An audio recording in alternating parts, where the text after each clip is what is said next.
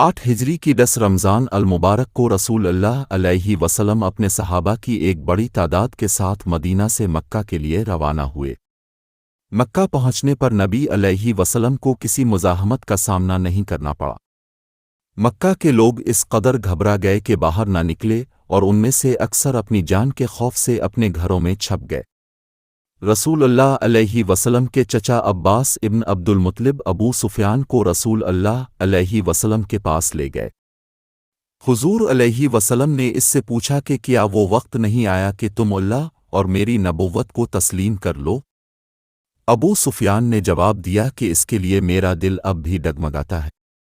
عباس نے یہ جواب سن کر بلند آواز میں کہا، افسوس تم پر اسلام قبول کرنے میں جلدی کرو ورنہ تمہیں قتل کر دیا جائے گا۔ اس کے بعد ابو سفیان نے تصدیق کی کہ محمد اللہ کے نبی ہیں اور کلمہ پڑھا۔ ان کا بیٹا معاویہ بھی ابو سفیان کے دوسرے بچوں کے ساتھ اس وقت اسلام میں آیا۔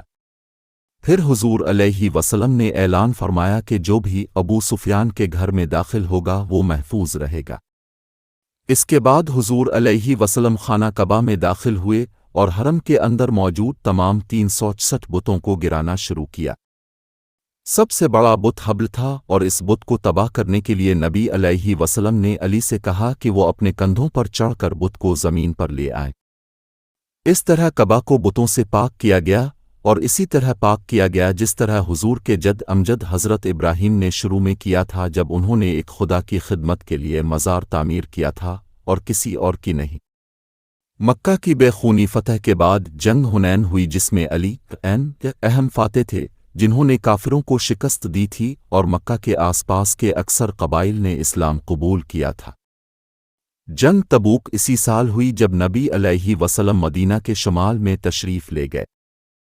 اس جنگ میں اس نے علی علیہ السلام کو ساتھ نہیں لیا، اس کے بجائے اس نے علی رضی اللہ عنہ کو مدینہ میں رہبر مقرر کیا جبکہ نبی علیہ وسلم دور تھے۔ بعض شرپسندوں نے حضرت علی سے کہا کہ وہ پیغمبر کے ساتھ لڑنے کے بجائے عورتوں اور بچوں کے ساتھ رہ گئے ہیں۔